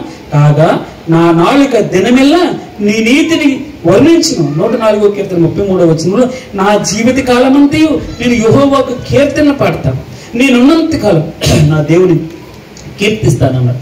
దేవుని నామమునకు మహిమ కలుగును గాక. అందుకే చివరిగా సాయంకాలన ఏడుపు వచ్చి రాత్రంతా ఉందట, ఉదయమున సంతోషం కలదు. పలుకుదామన్నమాట అందరూ కలిసి. సాయంకాలం ఏడుపు వచ్చి రాత్రి ఉండిన ఉదయమున సంతోషం కలగదు. ఆయన మనకి ఆయన దీవెన మనం కొనియాడేటట్టు మన జీవితంలో గొప్ప సాక్ష్యం ఇస్తాడు, మంచి సాక్ష్యం ఇస్తాడు. మీరు ఒకవేళ అనుకోవచ్చు నా ఉద్యోగంలో పదవుండితే గొప్ప సాక్ష్యం, ఒక భూమి కొనుక్కోవడం గొప్ప సాక్ష్యం, ఉద్యోగం రావడం సాక్ష్యం, పెళ్ళిళ్ళు అవ్వడం సాక్ష్యం అని మీరు అనుకుంటూ ఉండాలి. నేను చెప్తున్నాను కదా, అన్నీ వదిలిపెట్టేసి చిన్న బైబిల్ పెట్టుకొని రోడ్డు పక్కన కూర్చుంటాం. స్తోత్రం ప్రభా, నువ్వు ఉన్నావు చాలు అంటున్నావు. ఆ మాట పలుకుతుంటే దేవుడు ఎంత సంతోషపడతాడు తెలుసా. నీకు ఎంతైనా ఉండు నా ఇంట్లో, ఎంత ఘనమైనటువంటి ఇల్లు కట్టుకో, ఎంత అద్భుతమైనటువంటి మేడ మిద్దులు కట్టుకో, భగవంతుని స్తుతించే మనసు లేనప్పుడు ఆ ఇల్లు విలువ లేదండి. ఆ ఇంట్లో ఎప్పుడు విలువ వచ్చిందో తెలుసా, ఆ తల్లి ఆ ప్రభు వారు పాదాల దగ్గర అత్తరి పోస్తూ ఉంది. అత్తరి పోస్తూ ఉంటే దాని అర్థం ఏంటి తెలుసానా, తన జీవితంలో మొత్తం సమస్త ఆపాదమస్తకం నడినెత్తి నుంచి అరికాల వరకు మొత్తం సమస్తం ఆయన పాదాల దగ్గర పెట్టి, ప్రభు జీవితం నీవు ఇచ్చింది ప్రభు, నా పాప దోషాలన్నిటినీ నా ప్రభు నువ్వు క్షమిస్తున్నా. ఎవరు ఎక్కువ ప్రేమిస్తారు? ఎవడి పాపములు ఎక్కువ క్షమింపబడ్డాయని ఆ రూఢిగా వాడి మనసులో దృఢ నిశ్చయం చేసుకుంటాడు, వాడే కదా ఎక్కువ భగవంతుని ప్రేమించి, వాడే కదా వాడి నోటే కదా స్తుతి వచ్చేది. భగవంతుని ఎవడు కొనియాడతాడు? ఏమనుకున్నాను, ప్రభువా నా శత్రువుల విషయమే సంతోషపడనీక నువ్వు నన్ను ఉద్ధరించి ఉన్నావు, అందుకే నేను నిన్ను కొనియాడుతున్నాను. నీ జీవితంలో బాధ వచ్చినప్పుడు ఏం చేద్దామంటే మనం ఆయనకి స్తుతి చెల్లిద్దాం. కష్టం వచ్చినప్పుడు ఆయనకి స్తుతి చెల్లిద్దాం. ఇబ్బంది వచ్చినప్పుడు స్తుతి చెల్లిద్దాం. ఆయనకి స్తుతులు చెల్లిద్దాం. మనం అలవాటు చేసుకుందాం. ఏదో అలవాటుగా కాకుండా ప్రభు ఎలా స్తుతించాలో కూడా పరిశుద్ధాత్మని అడగొచ్చు. ఎలా మీ ప్రార్థన చేసి ఎలా నేను స్తుతించాలి, ఎలా కనపడతాయి? వాక్యంతో స్తుతించమంటావా, పాటతో స్తుతించినా, ప్రార్థనతో స్తుతించినా, ఆరాధనతో స్తుతించమంటావా, మేలు చేసి స్తుతించమంటావా? భగవంతునికి స్తుతి అంటే చాలా ఇష్టం అండి. ఆయన ఎక్కడ పడిపోతాడు తెలుసా? ఆయనకి స్తుతి చెల్లించట్లేనే పడిపోతాడు. ఆయన ఎక్కడ మనం పడగొట్టగలం? ఓన్లీ స్తుతి చెల్లించి పడగొట్టగలం. ఆయన ఆరాధించడం మన అవసరతలన్నీ. అందుకే మనం చదవనున్న శ్రేష్టమైన యాకోబు పత్రిక 1:17 ఏం చదవం? శ్రేష్టమైన ప్రతి ఈవి పరసంబంధమైనది ప్రభు అయిన భగవంతుని దగ్గరికి వస్తుందట. అది ఎలా వస్తుందో తెలుసా? స్తుతి ద్వారా వస్తుంది. స్తుతి నువ్వు చెల్లిస్తే రిటర్న్ రాదు, ఆయన తీసుకోవాల్సిందే దాన్ని. ఎందుకు తెలుసా? మా ప్రసంగ గారు ఆరాధన చేస్తాడు. ప్రభువా ఆకాశమందున్న దేవ, ఇశ్రాయేలులకు ఏమన్నా ఇశ్రాయేలీల స్తోత్రముల మీద ఆసీనుడైన దేవ. 26 వచ్చాం కదండి, 26 వచ్చాం. ఇక్కడ ఏమన్నాడు? ఇశ్రాయేలీల స్తోత్రముల మీద ఆసీనుడైన దేవ. భగవంతుడు అన్నాడు, నా ప్రాణము మౌనముగా ఉండక నిన్ను కీర్తించినట్లు నా అంగలార్పును ప్రభు నువ్వు నార్చిగా. ఈరోజు నేను కొంచెం శ్రమ పడుతున్నాను, కొంచెం నా శరీరం కొంచెం బడలిగ్గా ఉంది, నా ఇల్లు కొంచెం అంత ఇబ్బందిగా ఉంది, నేను డబ్బు లేని స్థితిలో ఉండొచ్చు, బలం లేని స్థితిలో ఉండొచ్చు. కానీ ప్రభు మీరు చూడండి ఇక్కడ ఏమన్నాడు? చీకటి నుండి వెలుగులోనికి, తన ఆశ్చర్యకరమైన వెలుగులోనికి పిలిచినటువంటి మిమ్మల్ని రాజులని యాజక సమూహం, ఏర్పరచబడిన వంశం, పరిశుద్ధ జనం, దేవుని సొత్తైన ప్రజ. ప్రభు నా ప్రాణం మౌనముగా ఉండక నేను కీర్తిస్తుంది. మంగళార్పు నువ్వు నాట్యంగా మార్చావు, నువ్వు నా గోను బట్టి విడిపించావు, నా గోను బట్టి నా అవమానాన్ని తీసివేశావు, అన్నిటినీ తీసివేశావు, సంతోష వస్త్రం ధరింపజేశావు. చేసిన పని ఏంటి ప్రభు? పరలోక రాజ్యానికి నీకు ఏమన్నాడమ్మా? పరలోక రాజ్యానికి నీకు నేను వ్యతిరేకంగా ప్రవర్తిస్తున్నాను తండ్రి. పరలోక రాజ్యానికి వ్యతిరేకంగా ప్రవర్తించాను, నీకు వ్యతిరేకంగా ప్రవర్తించాను, నీ ప్రాణం అర్థం చేసుకోలేదు, డబ్బు ముఖ్యం అనుకున్నాను, నాకు రావాల్సిన ఆస్తి నాకు ఇచ్చేయమని చెప్పాను, దూరదేశం వెళ్ళాను కదండి. దుర్వ్యాపారం వలన మొత్తం పాటు చేసుకుని వస్తూ ఉన్నాడు, మురుగుడలతో వస్తున్నాడు, పందులు తినే పొట్టు ఆ ప్రాంతంలో వాసన పడుతున్నాడు, చెడు వాసన వస్తుంది దాని దగ్గర. తండ్రి అల్లంత దూరాన్ని చూస్తాను, అల్లంత దూరాన్ని చూస్తాను. పరుగు వెళ్ళిపోయి మొట్టమొదటి ఏం చేశాడు తెలుసా? తను కౌగిలించుకుని అలాగే ఉండి, ఎవరక్కడ? మొట్టమొదట ప్రశస్త వస్త్రం పట్టడం. మనం అందరూ చూడండి అక్కడ ఆ మాట కాదు, ఎవరమ్మా వస్త్రం పట్టండి త్వరగా. ఎందుకో తెలుసా? రక్షణ అనే వస్త్రం కోల్పోయాడు. ఆయనే మొత్తం ఆ దిశమలను కప్పినట్టుగా చూసి రక్షణ. ఇది నీ గొప్ప సాక్ష్యం. మనం మారు మనసు పొందడం, పశ్చాత్తాపడటం, భగవంతుని నిజమైన ఆరాధన చెల్లించడం అక్కడి నుంచే వస్తుంది. నువ్వు మారు మనసు పొందే ఉన్న సంగతి నీ కోడలు చూడాలి, నీ అత్తగారు చూడాలి, నీ ఇరుగు పొరుగు వారు చూడాలి. నీకు అందుకే అన్నాడు, నన్ను గురించి సాక్ష్యం ఇస్తాడని. ఎవరి గురించి సాక్ష్యం ఇవ్వాలి? మనం ఇవ్వాలి ఆయనకి సాక్ష్యం. పరిశుద్ధాత్మ దేవుడు ఇస్తున్నాడు, యేసుక్రీస్తు. మనం కూడా ఆయనకి సాక్ష్యం ఇచ్చే వరకు ఉండాలి. మన మాట, మన చూపు, తలంపు, ప్రవర్తన, మన ఇల్లు గొప్ప అద్భుతమైన సాక్ష్యం ఇచ్చేది. అదే గొప్ప ఆరాధన. అందుకే ఎంత చేశాడండి దేవుడు? ఏం చేయలేదు, ఏం తక్కువ చేశాను నీకు? ఇంతకంటే ఎక్కువ ఏం చేయను అన్నాడు భగవంతుడు. కారు ద్రాక్షలు కాయటకు కారణం ఏంటి? ఎందుకంటే ఎక్కువ ఏం చేయగలను? నువ్వు సరి చేసుకోవట్లేదా? ఏం ఆరాధన చేస్తాను? ఆ హృదయాన్ని సరి చేసుకోలేని ఆరాధనే కాదు, నోటి మాట ద్వారా వచ్చే ఆరాధన కాదు, హృదయం పగిలిపోవడం ఆరాధన. అద్దరి పుట్టి పగలు పుట్టుకున్నదేమి ఆరాధన. ఆ ఆరాధన చేస్తూ ఉంటే వాసన వస్తుంది. అది ఇల్లంతా అక్కడ రసులు కారుతున్నాయి. కుష్టి వ్యాధిగ్రస్తుని ఇంట్లో భోజనం చేస్తున్నాడు భగవంతుడు. భోజనాన్ని కూర్చున్నాడని వ్రాయబడింది. ఆ ఇంట్లో రసులు కారేటటువంటి వాసన, కంపు కొట్టే వాసన, నా జీవితం, నా బతుకు. యేసయ్య వచ్చాడండి. యేసయ్య రావడంతో ఆ హృదయంలో గలిబిలి జరిగింది. ఏం జరిగింది? ప్రభువా, అసహ్యమైనది ఆయనకి ఆయాసకరమైనది ఏది ఉండకూడదు. ఏమన్నాడమ్మా? ప్రభువా, నీకు ఆయాసకరమైనది, నీకు ఇష్టం లేనిది తీసివేతండి. ఆట మిగిలిన తర్వాత అండి ప్రభుని మన కోరికలు, ప్రభువా నీకు ఆయాసకరమైనది, నీకు ఇష్టం లేనిది ఇస్తే నిత్య మార్గాన్ని నడిపించు అని ప్రార్థన చేస్తాను. ఆ అత్తలు పుట్టి పగలు పుట్టినట్టుగా మన హృదయాన్ని పగలు కొట్టుకుంటే ఆయన మీద అత్తలు పోస్తూ ఉంటే ఆ ఇల్లంతా వాసన, జీవపు వాసన. ఏం పోయింది ఇప్పుడు? మరణ వాసన పోయింది, దుర్మార్గత పోయింది, కల్మషం పోయింది, కుష్టి వ్యాధి పోయింది. అక్కడి నుంచి రసులు కారే జీవితం పోయింది, ఆ పనులు తినే పొట్టు పోయింది. మార్పు జరిగింది అక్కడ. యేసయ్య వచ్చినప్పుడు ఆయన ఆరాధన చేసినాడు. ఆ ఇల్లంతా గుప్పమంటారు, తెలుసమ్మా? గుప్పమంట ఉంటే ఆ ముక్కుల్లోకి లోపలికి వెళ్తుంది యేసయ్య వాసన. మనం ఆరాధన చేస్తే మన జీవితాన్ని ఆయన దగ్గర దారపోసుకోవాలి. నలుగురిలో చెప్పుకోవక్కర్లేదు.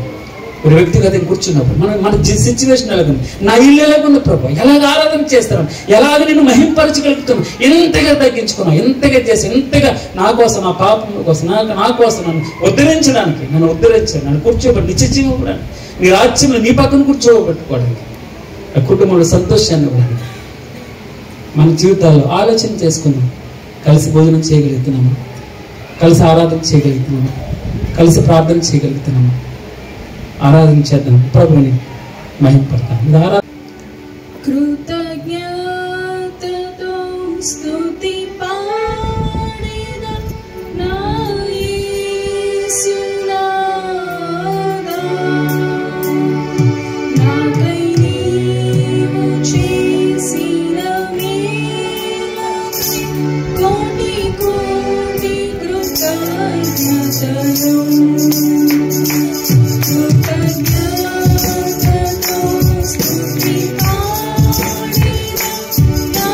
Yes.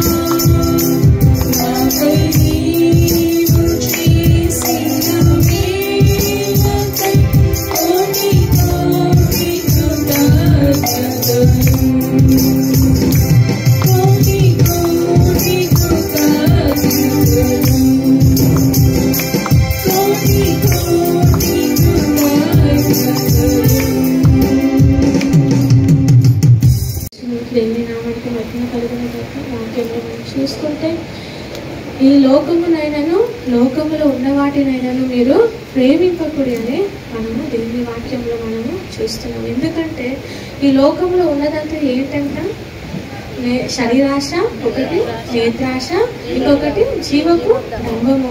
ఈ లోకము పాపముతో నిండి ఉంది కాబట్టి ఈ లోకమును మీరు ప్రేమింపకుడి అని దేవుని వాక్యం మనకి సెలవిస్తుంది. ఈ లోకమునైనాను లోకములో ఉన్న వాటినైనాను మీరు ప్రేమింపకుడి. ఎవడైనా లోకమును ప్రేమించిన ఎడల తండ్రి ప్రేమ వానిలో ఉండదు. ఎందుకంటే లోకముతో స్నేహము దేవునితో వైరమని వాక్యములు మనము చూస్తాం. మనం లోకముతో స్నేహం చేస్తే అంటే దేవునితో మనము స్నేహము చేయలేదు. అందుకు కూడా చెప్పారు, మనము యేసు ప్రభువారికి స్నేహితులు ఎప్పుడు ఆయన ఆజ్ఞను పాటిస్తే, ఆయన వాక్యం ప్రకారం మనం జీవిస్తేనే ఆయనకు స్నేహితులుగా మనము సన్నిహితులుగా మనము ఉండగలుగుతాం. అందుకే ఈ లోకమైన ఈ లోకంలో ఉన్న వాటైనను మీరు ప్రేమింపకూడదు. ఎందుకంటే ఈ లోకంలో ఉన్నదంతా ఏంది, శరీరాశ, నేత్రాశ, జీవకుటంబం. ఎందుకంటే హవ్వ ఏం చేసింది, ఆ పండుని చూసి దగ్గరికి వెళ్ళింది. సర్పము అంటే యుక్తమైనది, ఆ అపవాది ఆమెని శోధించినప్పుడు ఆ పాపములో పడిపోయింది. అంటే ఆ పండు ఎలా కనిపించింది, ఆమె తినటానికి ఆహారానికి అది మంచిదిగా ఆమె కనిపించింది, చూడటానికి రమ్యమైనదిగా కనిపించింది. అంటే ఆ నేత్రాశ, ఆ శరీరాశ, ఆ జీవపు డంబం అనేది అప్పుడే మానవునిలో ప్రవేశం. ఎందుకంటే దేవుడు ఆజ్ఞ ఇచ్చినప్పుడు ఆజ్ఞను మీరితే అదే పాపము. అప్పుడే ఈ లోకంలో ఈ శరీరాశ అనేది, నేత్రాశ అనేది, జీవపు డంబం అనేది ప్రవేశించింది. అందుకే ఈ లోకమునైనాను ఈ లోకంలో ఉన్న వాటినైనాను మీరు ప్రేమింపకూడదని దేవుని వాక్యంలో. ఎందుకంటే ఒకవేళ మనం లోకాన్ని మనం ప్రేమిస్తే, లోకంలో ఉన్న వాటిని మనం ప్రేమిస్తే తండ్రి ప్రేమ మనలో ఉండదని దేవుని వాక్యములో మనము చూస్తున్నాం. అదేవిధంగా లోకమును దాని ఆశయు గతించిపోవచ్చున్నది, కానీ దేవుని చిత్తమును జరిగించేవాడు నిరంతరము నిలుచును. ఈ లోకంలో ఉన్నదంతా నేత్రాశ, శరీరాశ, జీవపు డంబము, ఇవన్నీ మనము ప్రేమింపకూడదు. కానీ మనం ఏం చేయాలి, లోకము దాని ఆశయు ఏమి గతించిపోవచ్చున్నది. ఈ లోకము ఈ ఆశ అన్నీ కూడా ఒకరోజు నాశనమైపోయేది, కానీ తండ్రి చిత్తాన్ని నెరవేర్చేవారే నిరంతరము నిలుచునని మనం దేవుని వాక్యములో మనము చూస్తున్నాం. ఎందుకంటే ఈ లోకము మనకు శాశ్వతము కాదు. ఈ లోకము మనకి నిరంతరము కాదు. కానీ మన పౌరస్థితి ఎక్కడ ఉంది, వాక్యములు మనం చూసుకుంటే ఫిలిప్పీ 3:20 మనం చూసుకుంటే, ఫిలిప్పీ 3:20 మన పౌరస్థితి పరలోకమందున్నది, అక్కడ నుండి ప్రభు అయిన యేసుక్రీస్తు అను రక్షకుని నిమిత్తము కనిపెట్టుకుని ఉన్నాము. అందుకే ఈ లోకాన్ని మనము ప్రేమించకూడదు. ఈ లోకంలో మనకి అంటూ ఏమీ కూడా లేనే లేదు. ఎందుకంటే ఈ లోకంలో ఉన్నది అంతయు పాపమే, దేవునికి విరోధమైన పాపమే ఈ లోకమంతా ఏలుతుంది. కాబట్టి శరీరాశ ఉంది, నేత్రాశ ఉంది, జీవపు డంబం అనేది ఉంది. కాబట్టి ఈ లోకాన్ని ప్రేమిస్తే మనము తండ్రి వలన ప్రేమించబడమని దేవుని వాక్యంలో. మన పౌరస్థితి ఎక్కడ ఉంది, పరలోకములో ఉంది. మన పౌరస్థితి పరలోకమందు ఉన్నది. అక్కడ నుండి ప్రభు అయిన యేసుక్రీస్తు అను రక్షకుని నిమిత్తము కనిపెట్టుకొనిచున్నాము. మన నిరీక్షణ ఏంటంటే, మనం రక్షణ పొందిన మనం ఏంటంటే, మీరు క్రీస్తుతో బాప్తిసం పొందిన వారు ఏంటంటే క్రీస్తును మీరు ధరించుకొని ఉన్నారు. క్రీస్తును ధరించుకొనిన మనకు ఒక నిరీక్షణ ఏంటంటే, మన పౌరస్థితి ఈ భూమి మీద లేనే లేదు. అందుకే కొలస్సీలో మనం చూస్తాం 3:1, మీరు క్రీస్తుతో కూడా లేపబడిన వారైతే పైనున్న వాటినే వెదకుడి, అక్కడ క్రీస్తు దేవుని కుడి పార్శ్వమున కూర్చుండి ఉన్నాడు. మనము క్రీస్తుతో కూడా లేపబడిన అనుభవంలో మనం ఉంటే మనం కింద వాటిని మనము వెతకకూడదు, లోకాన్ని మనము ప్రేమించకూడదు, లోకంలో ఉన్న వాటిని మనము ప్రేమించకూడదు. మనము క్రీస్తుతో లేపబడి అనుభవంలో మనం జీవిస్తే మనం ఎక్కడ పైన ఉన్న వాటినే మనము వెనకాలి. మన దృష్టి ఎక్కడ ఉండాలి, మన పౌరస్థితి ఎక్కడ ఉంది, పరలోకంలోనే మన పౌరస్థితి ఉంది. అక్కడ నుండే మన రక్షకుడైన యేసు ప్రభువారు వస్తున్నారని మనము నిరీక్షిస్తున్నాం. కాబట్టి మన దృష్టి ఎక్కడ ఉండాలి, పైన ఉన్న వాటి మీదే మన దృష్టి మనం ఉంచాలి. అక్కడ క్రీస్తు దేవుని కుడి పార్శ్వమున కూర్చుండి ఉన్నాడు. పైనున్న వాటి మీదనే గాని భూ సంబంధమైన వాటి మీద మనస్సు పెట్టుకొనకుడి, ఏలయనగా మీరు మృతి పొందితీరి. ఈ భూ సంబంధమైన వాటి మీద మీరు మనస్సు పెట్టకూడదు. ఈ లోకాన్ని మనం ప్రేమించకూడదు, ఈ లోకంలో ఉన్న వాటిని మనం ప్రేమించకూడదు, ఈ భూ సంబంధమైన వాటి మీద మనము మనస్సు పెట్టుకోకూడదు. ఎందుకంటే మీరు మృతి పొందితీరి. దేనికి మనము మృతి పొందాం? పాపానికి మనము మృతి పొందాం. క్రీస్తుతో కూడా మనము ఇప్పుడు బాప్తిసం ఇచ్చేటప్పుడు పడుకోబెట్టి ఇట్లా ఎందుకంటే మనం పాపానికి చనిపోయి నీతికి మనము యేసు ప్రభువుతో కూడా మనము లేచి అనుభవం మనకు కలిగి ఉన్నామని బాప్తిసం మనము రుజువుగా మనం చేసుకుంటాం. అందుకే మీరు మృతి పొందితిరి. పైనున్న వాటి మీదనే కానీ భూ సంబంధమైన వాటి మీద మనస్సు పెట్టుకొనకుడి, ఏలయనగా మీరు మృతి పొందితిరి. ఈ భూ సంబంధమైన వాటి మీద మీరు మనస్సు పెట్టుకోకూడదు. ఎందుకంటే మనం ఈ లోకానికి మనము మృతి పొంది ఉన్నామని దేవుని వాక్యంలో మనం చూస్తున్నాం. ఈ జీవము క్రీస్తుతో కూడా దేవుని యందు దాచబడి ఉంది. కాబట్టి మనము మన దృష్టి ఎక్కడ ఉండాలి, మన పౌరస్థితి ఎక్కడ ఉందో మన దృష్టి కూడా అక్కడే ఉండాలి. ఈ భూమి మనకు కాదు. అంటే ఈ భూమిలో మనం ఉన్నంత వరకు ఎలా ఉండాలి, మనము దేవునితో సహవాసం చేసేవారుగా, దేవునితో నడిచేవారుగా, దేవునితో ఐక్యము కలిగి, ఎందుకంటే ఈ లోకముతో స్నేహం చేయకుండా దేవునితో మనం, ఎందుకంటే ఈ లోకంలో తండ్రి ప్రేమ లేనే లేదు అని దేవుని వాక్యంలో మనము చూస్తున్నాం. అందుకే ఈ లోకము దాని ఆశయు 17 యోహాను 2వ అధ్యాయము 17లో మనం చూస్తే, లోకమును దాని ఆశయు గతించిపోవచ్చున్నవి కానీ దేవుని చిత్తమును జరిగించేవాడు నిరంతరము నిలిచి. ఈ లోకము అది ఆశ అంతయు నాశనం అయిపోయే సమయం, అవన్నీ గతించిపోతుంది. కానీ దేవుని చిత్తమును జరిగించేవాడు నిరంతరము నిలిచి. మనం ఈ లోకములో దేవుని చిత్తాన్ని నెరవేర్చేవారుగా మనము ఉండాలి, జీవించాలి. దేవుని చిత్తం మన పట్ల ఏంటిదని మనము గ్రహించి దేవుని చిత్త ప్రకారం మనము జీవించేవారుగా మనము ఉండాలి. రోమపత్రిక 12వ అధ్యాయము 1-2 వచనంలో మనం చూసుకుంటే, రోమపత్రిక 12 కాబట్టి సహోదరులారా పరిశుద్ధమును దేవునికి అనుకూలమునైన సజీవ యాగముగా మీ శరీరములను ఆయనకు సమర్పించుకొనుడని దేవుని వాత్సల్యమును బట్టి మిమ్మల్ని బతిమాలు కొనుచున్నాను. ఇట్టి సేవ మీకు యుక్తమైనది.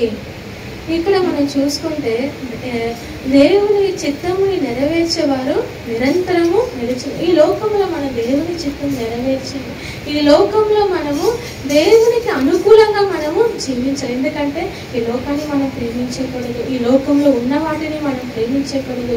మన పౌరస్థితి పరలోకంలో ఉంది కాబట్టి, మనము క్రీస్తుతో కూడా లేపబడినాము కాబట్టి ఈ లోకానికి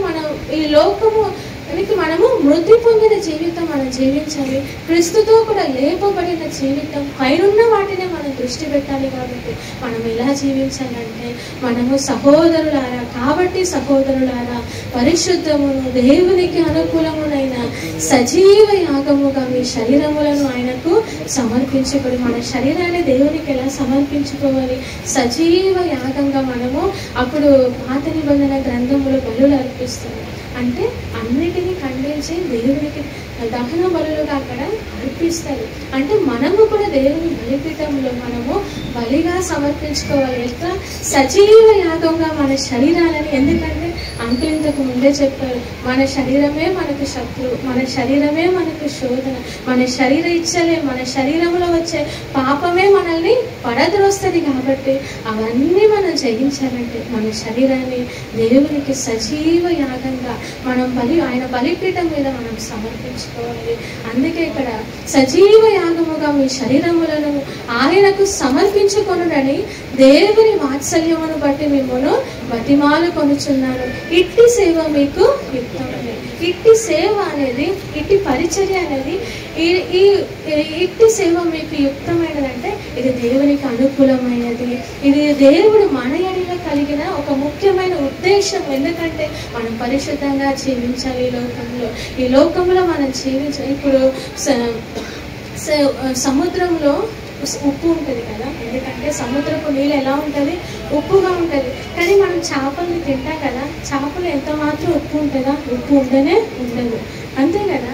అందుకే మన జీవితంలో కూడా ఈ లోకంలో జీవించిన ఈ లోకపు మాలిన్యము, ఈ లోకపు పాపము మనల్ని అంటకుండా మనం దేవుని కొరకు ప్రత్యేకకరంగా జీవించాలి. అందుకే ఈ లోకాన్ని మీరు ప్రేమించకూడదు, ఈ లోకంలో ఉన్న వాటిని మీరు ప్రేమించకూడదు. ఎందుకంటే ఈ లోకంలో తండ్రి ప్రేమ లేనే లేదు.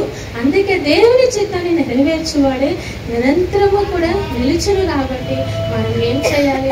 మన శరీరాలని, మన అవయవాలని మనం దేవుని సన్నిధిలో సజీవ యాగముగా మనము సమర్పించుకోవాలని ఈ భక్తుడు, అపోస్తుల పౌలైన భక్తుడు రోమా పత్రిక రాస్తున్నప్పుడు నేను మిమ్మల్ని బతిమాలుచున్నానని అని ఆయన ఎంతో బతిమాలతో ఈ పత్రికలో ఆయన నేను మిమ్మల్ని బతిమాలుకొనుచున్నాను. ఎందుకంటే మీరు క్రీస్తుతో కూడా లేపబడిన వారు, మీరు ఆయన రక్తములో కడగబడిన వారు, క్రీస్తును ధరించుకున్న వారు. కాబట్టి మీరు ఏం చేయాలి? సజీవ యాగంగా మీ శరీరములను ఆయనకు సమర్పించుకున్నాడని దేవుని వాత్సల్యమును బట్టి మిమ్మల్ని నేను బతిమాలుకొనుచున్నానని అంటాడు ఆయన.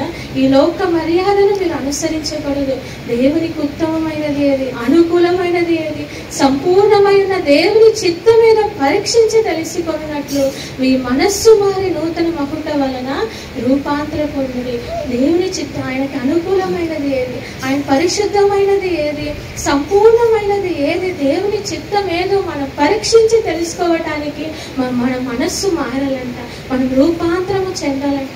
దినదినము మనం రూపాంతరము చెందాలి, దినదినము మనం పరిశుద్ధపరచబడాలి, దినదినము మన శరీరములను, మన అవయవములను దేవునికి సర్వాంగ దహన బలిగా అంటే సజీవ యాగముగా మన శరీరములను ఆయనకు సమర్పించాలి. అందుకే ఇక్కడ ఇట్టి సేవ మీకు యుక్తమైనదని దేవుని వాక్యములు మనము చూస్తున్నాం. రెండవదిగా మనం చూసుకుంటే మొదటి దశలోనికీయులకు రాసిన పత్రిక 4వ అధ్యాయము, మొదటి దశలోనికీయులకు రాసిన పత్రిక 4వ అధ్యాయము 3వ వచనము 4వ వచనం మనం చూస్తే మీరు పరిశుద్ధులగుటయే అనగా మీరు జారత్వమునకు దూరముగా ఉండుటయే దేవుని చిత్తము మీలో ప్రతివాడును దేవుని ఎరగని అన్య జనుల వలె కామాభిలాషయందు కాక పరిశుద్ధత యందును ఘనత యందును తన ఘటమును ఎట్లు కాపాడుకొనవలెను అది ఎరిగి ఉండుటయే దేవుని చిత్తము. దేవుని నామానికి మహిమ కలుగును గాక. ఇది మొదటి దశలోనికీయుల 4వ అధ్యాయం 3వ వచనం చూస్తే మీరు పరిశుద్ధులు అగుటయే అనగా మీరు జారత్వానికి దూరముగా ఉండుటయే. మనము పరిశుద్ధ అవ్వాలని మనం అనుదినము నూతన పరచబడాలి, అనుదినము పరిశుద్ధపరచబడాలి.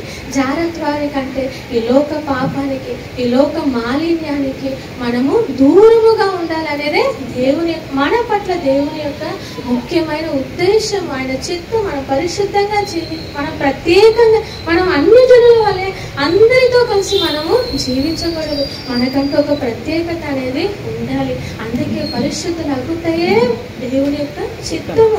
ఈ జారత్వానికి, లోకానికి, పాపానికి దూరంగా ఉండుటయే దేవుని యొక్క చిత్తము. ఆయనకు ఈ లోకానికి మనం దూరంగా ఉంటే దేవునికి మనం దగ్గరగా ఉంటాము. మనం ఎప్పుడు ఇరుకులు వచ్చిందని మనం బాధపడకూడదు, ఇబ్బందులు వచ్చిందని మనం బాధపడకూడదు, రోగం వస్తుందని మనం ఎందుకంటే ఇవన్నీ దేవునికి దేవునితో మనకి సన్నిహిత. మనం ఎప్పుడైనా ఇరుకులు వచ్చేటప్పుడు కొంచెం ఎక్కువ ప్రార్థన చేస్తాం, ఇబ్బంది వచ్చేటప్పుడు ఎక్కువగా దేవుని వెతుకుతాము. అందుకే దేవుడు ఎందుకు ఇరుకులు, ఇబ్బందులు, సమస్యలు ఈ లోకంలో మనం పెడతాడంటే దేవునితో మనము ఇంకా దగ్గర అవ్వాలని, దేవునితో ఇంకా మనము మాట్లాడాలని, ఆయన తన వైపు మనల్ని తిప్పుకుంటా ఉంటాడు. అందుకే మనము పరిశుద్ధంగా ఈ లోక ఆచారాలను మనము విసరించకూడదు. ఈ లోక మర్యాదలను మనము అనుసరించకుండా మనం ఎట్లా జీవించాలి? మీరు పరిశుద్ధులగుటయే దేవుని యొక్క చిత్తం. జారత్వానికి, లోకానికి, లోక పాపానికి మనము దూరంగా ఉండాలి. శరీరాశ, నేత్రాశ, జీవపు డంబ మనల్ని ఏలకుండా మనల్ని పరిశుద్ధంగా కాపాడుకున్నటయే దేవుని యొక్క చిత్తంగా మనము చూస్తాం. 4వ వచనంలో మనం చూస్తే, మీలో ప్రతి వాడును దేవుని ఎరుగని అన్యజనుల వలె కామాభిముల ఆశయందు కాక పరిశుద్ధత యందును ఘనత యందును తన ఘటమును ఎట్లు కాపాడుకొనవలెనో అది ఎరిగి ఉంటుటయే దేవుని చిత్తం. దేవుని నామానికి వందనాలు. ఇక్కడ తన ఘటమును ఎట్లు కాపాడుకోవాలంటే మన శరీరాలను మనం ఎట్లా కాపాడుకోవాలి అని మనం ఎరిగి ఉండాలంట. అంటే ఆత్మీయంగా మనము ఎదిగే కొలది, వాక్యం చదివే కొలది, ప్రార్థన చేసే కొలది మనల్ని మనం ఎట్లా పరిశుద్ధంగా ఉంచుకోవాలని మనం ఎదుగుతాం. అది ఎరిగి ఉండడమే దేవుని యొక్క చిత్తం అంట. అంటే మనం ఎట్లా పరిశుద్ధంగా ఈ పాపం నన్ను అంటకుండా ఎట్లా జీవించాలని దేవునితో మనం సన్నిహితముగా ఉండి అది మనం ఎరిగి ఉన్నప్పుడే మనము దేవుని చిత్తాన్ని మనము మన శరీరంలో దేవుని మనము గణపరచాలని దేవుని వాక్యంలో కూడా మనం చూస్తాం. 1 కొరింథీ 6:19 మనం చూస్తే, 1 కొరింథీలు 6వ అధ్యాయము 1 కొరింథీ 6, మీ దేహము దేవుని వలన మీకు అనుగ్రహింపబడి మీలోనున్న పరిశుద్ధ ఆత్మకు ఆలయమై ఉన్నదని మీరు ఎరుగరా? మీరు మీ సొత్తు కారు, విలువ పెట్టి కొనబడిన వారు కనుక మీ దేహముతో దేవుని మహిమపరచుడి. దేవుని నామానికి మన పరిశుద్ధులు అగుటయ్యే. ఇంకొకటి మనము పరిశుద్ధంగా మనల్ని కాపాడుకొనుటయ్యే. అంటే ఎట్లా ఈ ఘటాన్ని, ఈ శరీరాన్ని, మన అవయవాలని మనం ఎట్లా పరిశుద్ధంగా కాపాడుకోవాలో ఎరిగి ఉండటయే దేవుని చిత్తం అంట. దేవుని నామానికి వందనాలు. మనం ఆత్మీయంగా ఎదిగేకొలది దేవుడు మనము ఇలాంటి ఆత్మీయతలో అదే దేవుని చిత్తం అని దేవుని వాక్యంలో మనము చూస్తున్నాం. ఇక్కడ కూడా దేవుడు ఏమంటున్నాడు? మీ దేహము దేవుని వలన మీకు మన దేహం ఎవరి వలన అనుగ్రహింపబడింది? దేవుని వలననే మనకి ఈ దేహం అనేది, శరీరం అనేది అనుగ్రహింపబడింది. మీలోనున్న పరిశుద్ధాత్మకు ఆలయమై ఉన్నదని మీరు ఎరుగరా? దేవుడు మనము బాప్టిజం తీసుకున్నప్పుడు, మనము ఆయనను అంగీకరించినప్పుడు, పరిశుద్ధాత్మ అభిషేకముతో మనం నింపినప్పుడు మనం ఎవరున్నారు? దేవుని ఆత్మ, దేవుని పరిశుద్ధాత్మ మనలో నివసిస్తున్నాడు. మన శరీరము, మన హృదయము ఆయన ఆలయమై ఉన్నామని మీరు ఎరుగరా అని దేవుడు అంటున్నారు. ఈ 1 కొరింథీలోనే 3:16 మీరు దేవుని ఆలయమై ఉన్నారని, దేవుని ఆత్మ మీలో నివసించుచున్నాడని మీరు ఎరుగరా? దేవుని ఆత్మ మీలో ఉన్నారని, దేవుని ఆత్మ మీలో నివసించుచున్నాడని మీరు ఎరుగరా అని దేవుడు ఇక్కడ మాట్లాడుతున్నారు. ఎవడైనా దేవుని ఆలయము పాడు చేస్తే దేవుడు వారిని పాడు చేయడు. దేవుని ఆలయము పరిశుద్ధమై ఉన్నది. మీరు దేవుని ఆలయం ఎలా పరిశుద్ధమై ఉన్నది? దేవుడు మనలో పరిశుద్ధాత్మ మనలో నివసిస్తున్నాడు. మన దేహము పరిశుద్ధమైన ఆలయంగా ఉండాలనేదే దేవుని యొక్క ఇష్టం. ఆయన మన ఎడల ఉంచిన ఉద్దేశం. ఎందుకంటే ఆయన పరిశుద్ధుడు కాబట్టి మనము కూడా పరిశుద్ధులుగా ఆయనలాగా, మనం ఆయన స్వరూపంలాగా, ఆయనలాగా పరిశుద్ధంగా జీవించాలనే దేవుని యొక్క ఇష్టము. అందుకే ఆయన ఆత్మను మనలో ఉంచాడు. అందుకే మీ దేహము దేవుని ఆలయం అని మీరు ఎరుగరా అని దేవుడు మాట్లాడు. మీ దేహము దేవుని వలన మీకు అనుగ్రహింపబడి మీలోనున్న పరిశుద్ధాత్మకు ఆలయమై ఉన్నదని మీరు మన దేహము దేవుడు అనుగ్రహింపబడిన పరిశుద్ధాత్మకు అది ఆలయమై ఉన్నదని మనం ఎరిగి ఉండాలి. ఎరిగి ఉన్నప్పుడే మనము ఈ లోకానికి మనం దూరంగా జీవిస్తాం. దేవుని ప్రణాళికలు మనము జీవిస్తాం. అందుకే మీలో ఉన్న పరిశుద్ధాత్మకు ఆలయమై ఉన్నదని మీరు ఎరుగరా? మీరు మీ సొత్తు కారు, విలువ పెట్టి కొనబడిన వారు కనుక మీ దేహముతో దేవుని మహిమపరచుడి. అంటే మీరు మీ సొత్తు కాదు, మన సొత్తు కాదు. ఎందుకంటే విలువ పెట్టి మనం కొనబట్టమంట. విలువ పెట్టి అంటే యేసు ప్రభువారు కల్వరి గిరిలో కార్చిన ఆ అమూల్యమైన రక్తాన్ని బట్టి, అంటే ఆయన మనం ఏ విలువ ఇచ్చారంటే, ఇప్పుడు మనం ఏదైనా కొనుక్కోవాలంటే డబ్బులు ఇస్తాం.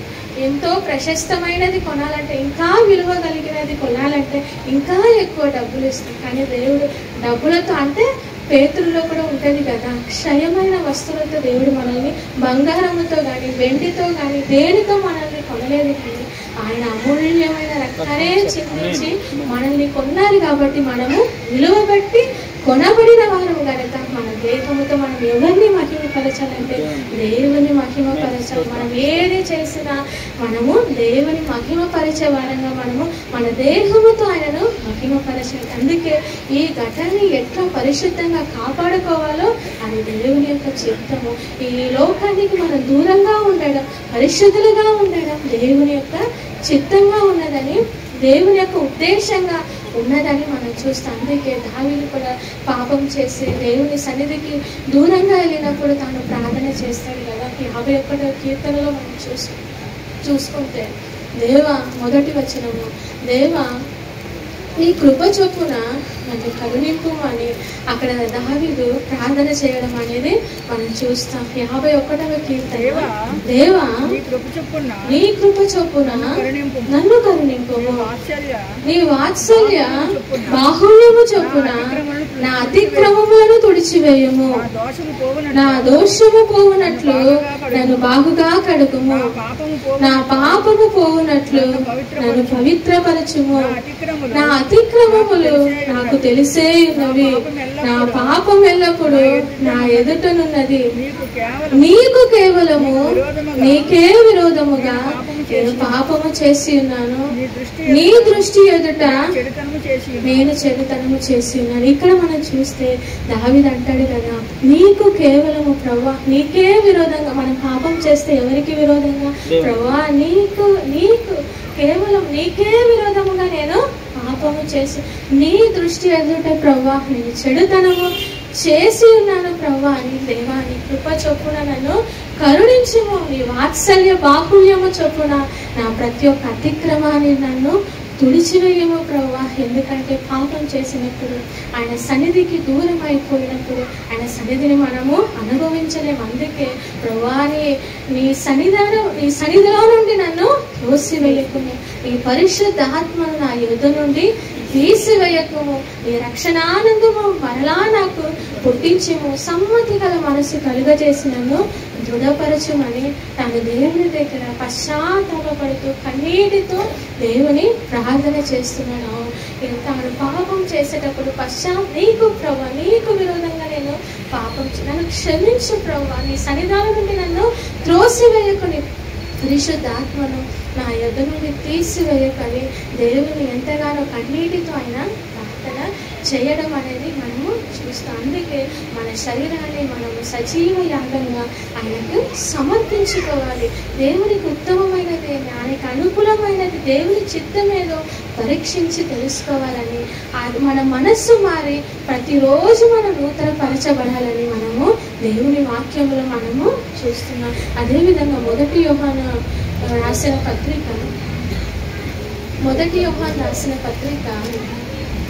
3వ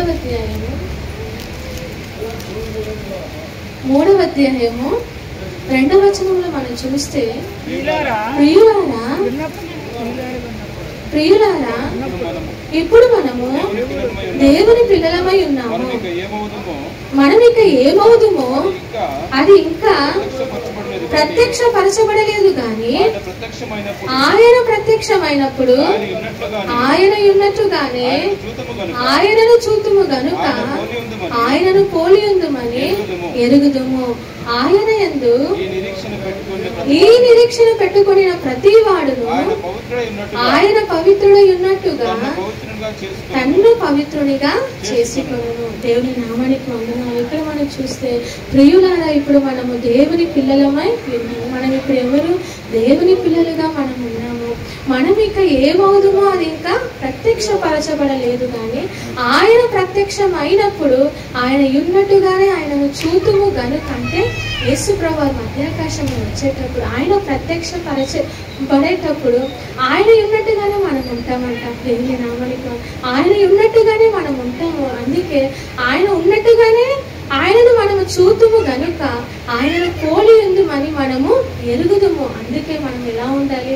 ఆయన యందు ఈ నిరీక్షణ పెట్టుకొనిన ప్రతి వాడు కూడా ఆయన పవిత్రుడై ఉన్నట్టుగా తను పవిత్రునిగా చేసి, ఆయన యందు ఈ నిరీక్షణ మనకుంటే, ఆయన ప్రత్యక్షపరచబడేటప్పుడు ఆయనతో నేను కలిసి ఉన్నానని ఈ నిరీక్షణ మనకుంటే మనం ఏం చేయాలంటే ఆయన పవిత్రుడై ఉన్నట్టుగా తను పవిత్రునిగా చేసుకున్నాను. మనం ప్రతిరోజు నూతనపరచబడాలి, మనం ప్రతిరోజు రూపాంతరపరచబడాలి, మనం ప్రతిరోజు శుద్ధిపరచుకోవాలి. దావీదు అన్నాడు కదా, పాపం చేసి పశ్చాత్తు ప్రభువా నీ సన్నిధానంలో నుండి నన్ను దూరము చేయకు, నీ పరిశుద్ధాత్మను నా ఎదురు నుండి తీసివేయకు ప్రభువా, సమ్మతి గల మనసు నాకు కలుగ చేయవచ్చు అని నీ రక్షణ ఆనందము మరలా నాకు పుట్టించు. ఎందుకంటే మన పాపములు ఒప్పుకొనినప్పుడు అంట, మన పాపములను మనం ఒప్పుకొనిన ఎడల ఆయన నమ్మదగిన వాడు నీతిమంతుడు కనుక ఆయన మన పాపములను క్షమించి సమస్త దుర్నీతి నుండి మనల్ని పవిత్రుడిగా చేస్తాడు. మనం ఏమైనా తప్పిదము చేస్తే కూడా మనం అప్పటికప్పుడు దేవుని సన్నిధిలో మనము శుద్ధిపరచుకోవాలి. ఆయన నమ్మదగిన వాడు, ఆయన నీతిమంతుడు కనుక ఆయన మన కొరకు కాచిన రక్తములో మన ప్రతి పాపం అతిక్రమములను ఆయన తుడిచివేసే దేవుడుగా, నమ్మదగిన దేవుడుగా ఆయన మనకు ఉన్నాడు. అదే 1 యోహాను 2వ అధ్యాయములో మనం చూస్తే 2వ వచనములో ఆయనే మన పాపములకు శాంతికరమై ఉన్నాడు అని. ఇక్కడ 1వ వచనంలో 2వ అధ్యాయం 1వ వచనము, నా చిన్న పిల్లలారా మీరు పాపము చేయకుండాటకై ఈ సంగతులు మీకు వ్రాయిచున్నాను. ఎవడైనాను పాపము చేసిన ఎడల నీతిమంతుడైన యేసుక్రీస్తు అను ఉత్తరవాది తండ్రి యొద్ద మనకు ఉన్నాడు.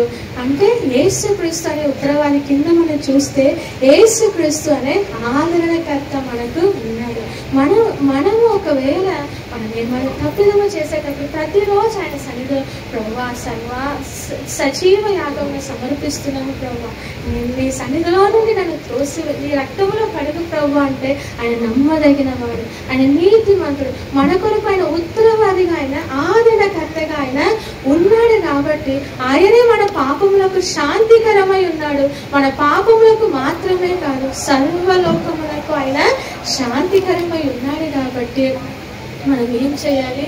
మనం ప్రతిరోజు మనము నూతనపరచుకోవాలి. అందుకే ఈ లోకమునైనాను, ఈ లోకంలో ఉన్న వాటినైనాను మీరు ప్రేమించకూడదు. ఈ లోకంలో తండ్రి ప్రేమ లేదు. ఈ లోకంలో ఉన్నదంతయు శరీరాశ, నేత్రాశ, జీవముటము, ఇవి తండ్రి వలన కలిగినవి కావు. కానీ తండ్రి చిత్తాన్ని నెరవేర్చేవాడు. ఆయన ఉద్దేశం ప్రకారం మనం ఈ లోకంలో జీవిస్తేనే మనం నిరంతరము నిలిచి ఉంటామంట. దేవుని నామానికి మహిమ కలుగును కాక. దేవుని చిన్న వాక్యాన్ని దివ్యించుకుంటాం.